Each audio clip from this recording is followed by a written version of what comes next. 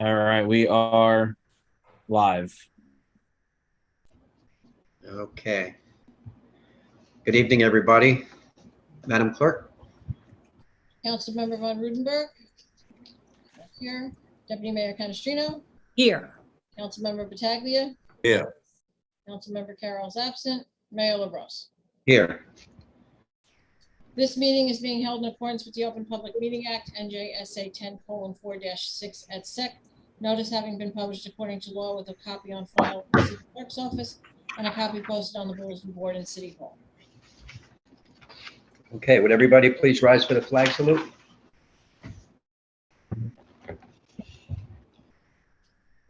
I pledge allegiance to the flag of the of the United States of America and to the republic for which it stands, one nation, under God, indivisible, with liberty and justice for all.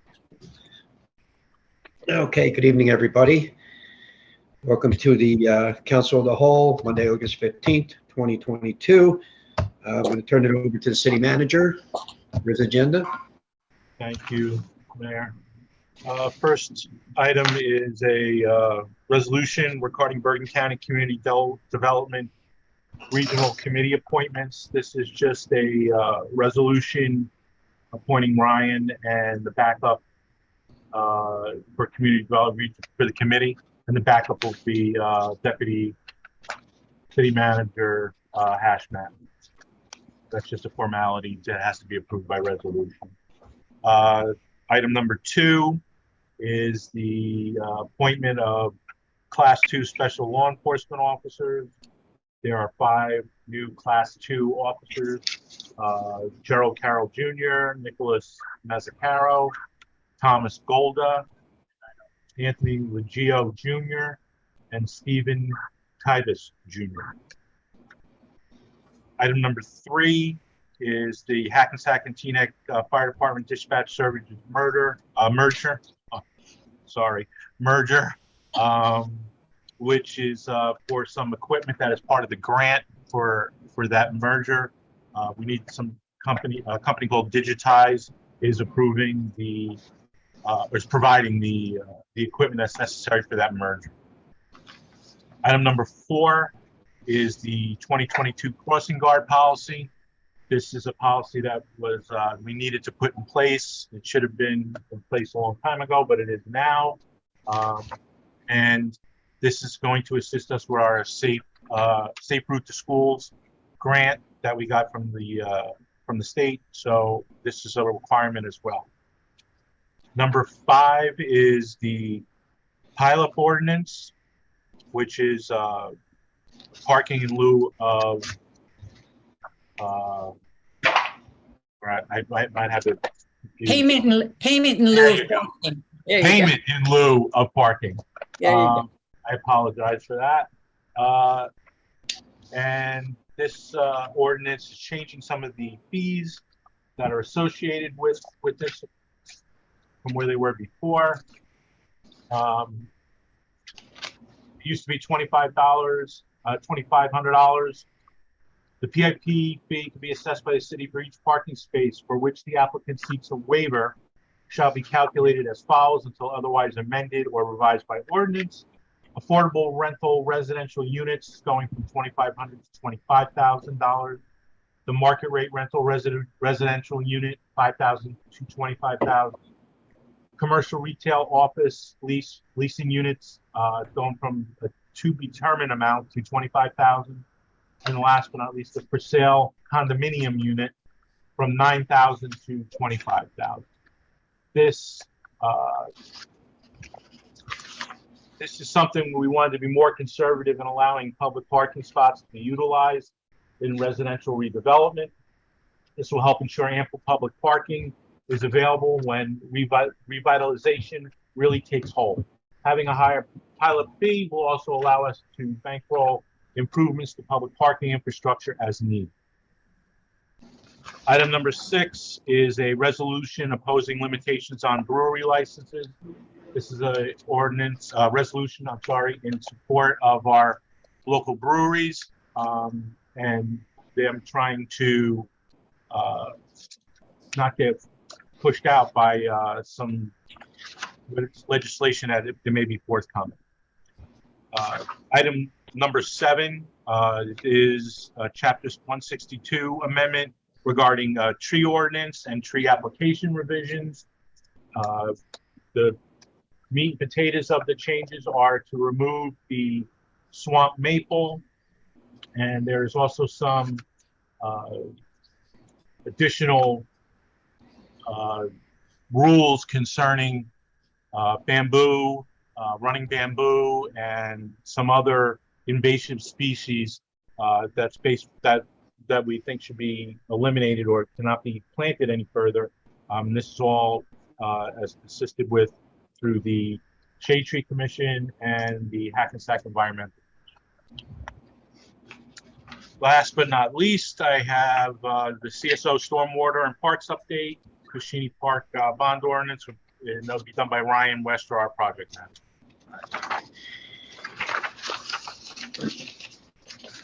Hey, Ryan, you there? Is Ryan on? I'm gonna have to admit Ryan, so hold on 1 second. I just gotta move him from an attendee to a panelist. It's been a minute since we've done these Zoom. I forgot I had to do that. All right, he should be on now. Oh, I'm here. And Ryan, I just gave you permission to share your screen, so if you want to. Okay. It's been a while, so let me see, how do we do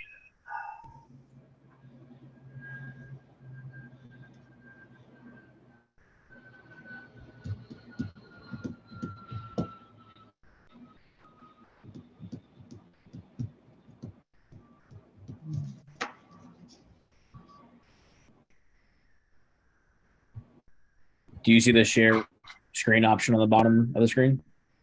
Yep, I got it. Okay. All right. It's been a while since we did these, so bear with me. Sorry.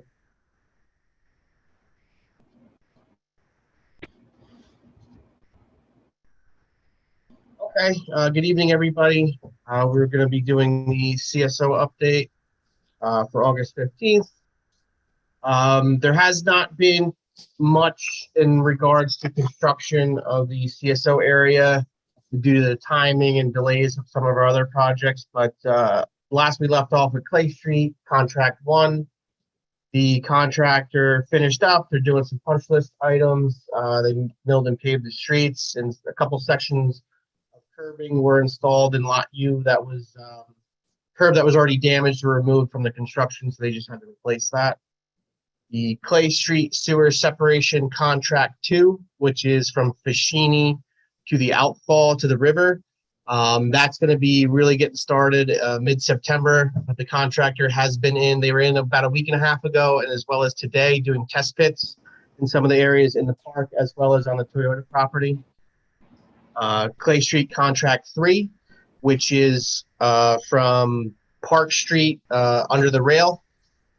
That is, it was authorized to award at the June meeting. The contracts have been executed, and the next step is the pre-con. The non-CSO areas, once again, Voorhees Lane, the pump station is due to be installed in the fall, but there is progress being done in between. Submittals are constantly being reviewed by the engineer. And also last week, the engineer contractor met with PSE&G to discuss some gas relocation. The existing gas service for that pump station is right in line with the new pump station where they're going to be digging the pit to install it. So we have to either relocate it or remove it, and then have a standby generator hooked up in the meantime, because that's what the gas powers, and then reinstall it once the pump station is completed. The large diameter jetting and CCTV inspection has been completed, as well as Pine Street. That project was also I-Bank funded.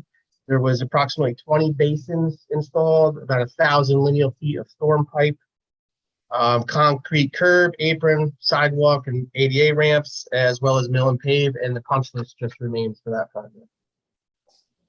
Park project update. The park projects have been going well. The Columbus Park, pretty much the only thing that remains is punch list and the installation of a bike rack. The color coding was installed quite a while ago, and punch list is going to be scheduled for this week. Looks good out there. It's already getting well used, so it was a nice improvements over there. Looks good. Stuyve Park, the building installation, including all the plumbing and electrical, have been completed in the building, and the site lighting, the conduits, they're going to be inspected tomorrow. The water connection is scheduled to be completed at the end of August. This work is in the street and is being completed by Viola. They do the contract they do from the main to the curb. Our contractor has already stubbed it out to the curb, so we're just making the connection for the new water service, and that's a new 2-inch water service. The flat drainage, which gets installed underneath all the existing playgrounds, remains to be installed. The remainder of the drainage has been completed. Sidewalks are scheduled to begin. The excavation work for that is going to be scheduled for tomorrow. Actually, the contractor will be on site.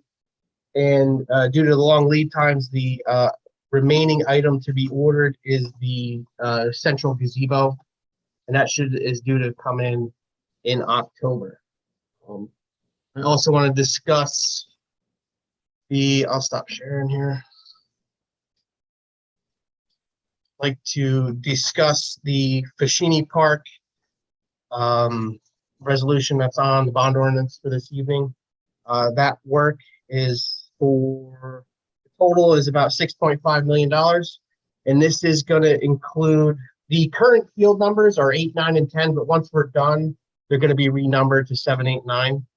So if you hear me reference 7, 8, 9, it's going to be the current 8, 9, and 10. What's going to be included in that is synthetic turf with all the apertures, new lighting system, new sidewalks, chain link fences, and landscaping in and around and throughout the area of the 8, 9, and 10. New backstops and dugouts. 3 new electronic scoreboards, 1 for each field. Site drainage, sports netting, outdoor batting cages. There's going to be no restrooms in this area. We're doing this project, the whole Fashini in phases. So this phase is going to be utilizing the existing restroom facility that's on site. This is also going to include raising the fields as well. Even though they're high up and out of the flood zone now, they anticipate in a few years that may change due to global warming, so we're going to raise them up even more. And that is the work as scheduled. You're on mute, Mayor.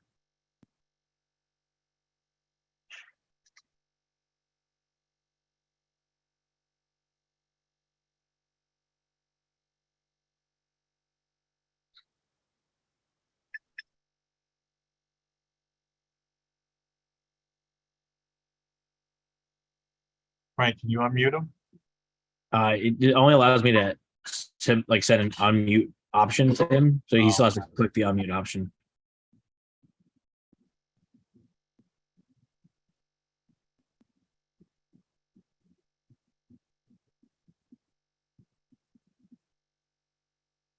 Oh, there you go. There we go. No, thanks for that, Ryan. Fashini, I'm glad to see Fashini's coming around. I have a question going back to the crossing guard issue. Now, I just want to make it clear that the crossing guards are a city function, not a school function, correct? Correct. They run through the Okay. police department. Yes. Okay. That's it. That's all I have, Mayor. All right. Need a motion to open to the public, please. Offer. Second. Roll call. Councilmember Von Rudenberg is absent. Deputy Mayor Canestrino. Aye. Councilmember Pataglia. Aye. Councilmember Carroll is absent. Mayor LaBrus. Aye. Anybody from the public who would like to speak, please raise your hand on your device or your computer and let Mr. Borelli see it. And he will unmute you and you will have 3 minutes. There are currently no hands raised. Motion to close to the public. Offer. Second. Roll call. Councilmember Von Rudenberg is absent. Deputy Mayor Canestrino. Aye. Councilmember Pataglia. Aye. Councilmember Carroll is absent. Mayor LaBrus. Aye. Do you need us to close, We need a motion to close the executive session. motion to Steve, close the do you have any- executive session? Before we do Offer. that, Steve, did you want to? Steve, you there? I would like to just add that we did speak about some cases. We talked about the Vasquez litigation. We talked about the Jasmine litigation. And I think those were the two cases that we talked about in any detail. If I think of any others, I'll let you know, but I think those were the two. What about the police officer that got a domestic violence? Yeah, I mean, Okay. that's a personnel matter. That's an internal personnel matter. So that's not something that we would deal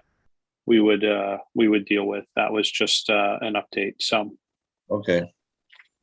yep, I think that's it. Okay, Motion. need a motion? Offer. Second. Roll call? Councilmember Von Rudenberg is absent. Deputy Mayor Canestrino. Aye. Councilmember Pataglia. Aye.